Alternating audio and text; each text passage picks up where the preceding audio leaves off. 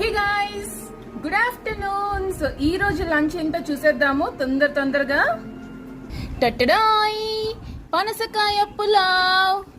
యమ్మీ రాజుల పనసకాయ పులావ్. టేస్ట్ అద్దిరిపోయింది. క్రిషవ్ గాడు మాత్రం ప్లెయిన్ రైస్ కావాలి. ఆడికి పులావులు పెద్దగా ఎక్కువ. ఆడు పెరుగన్నం నిన్న మిగిలిపోయిన ఏంటది దోసకాయ పచ్చడి, ఆ రెండు వేసుకొని తినేసాడు.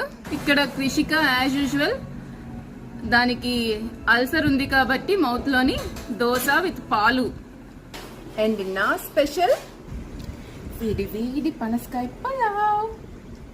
సో ఈ లాంగ్ లెంత్ వీడియో కావాలంటే మన ఛానల్ ని లైక్, షేర్ అండ్ సబ్స్క్రైబ్ చేయాల్సిందే.